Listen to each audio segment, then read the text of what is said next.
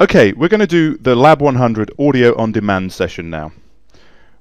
By clicking on New Session and selecting all the remaining students from the class, I'm going to select the Audio on Demand activity. Audio on Demand can be used as a self-study, allowing the students to access a certain number of files in their own time. It could also be used in preparation for examinations, where the students could listen back to old listening examination materials. What I'm going to do now is select the length of the recording to be 15 minutes. And right now I'm going to get my list of potential language teaching materials that I could use for the students.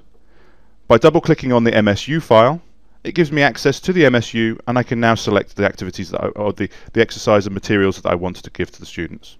I'm going to select these 5 activities, and what I want to do now is to create these so that the students can access them in their own time, so that I don't have to be looking at exactly what the students are doing at all times.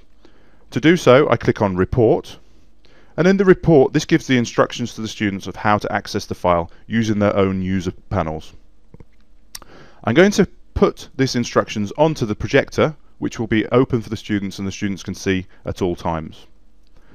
From now, the students can actually access any of these pieces of material themselves. But what I'm going to do is I'm just going to quickly open the session by giving them a call and speaking to them directly and letting them know what to do.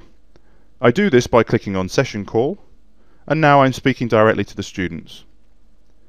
Once I've completed giving the instructions to the students, they can now in their own time select the activities and the materials that they want to listen to first.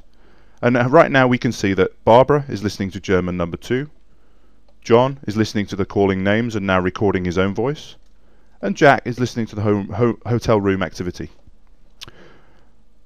I can now leave the students to do this on their own, but at the same time, if I want to listen into any of the students, I can do so by selecting the student with one click and listening directly to what that student's doing. If I want to speak directly with the student, I can do so by clicking Intercom and speak to them, and once I've done, I can click Close.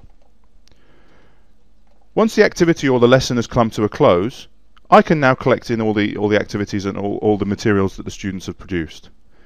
But at the same time, if I were to leave the room and turn off the system, the activities and the materials would still be accessible to the students to be able to go in and do in their own time.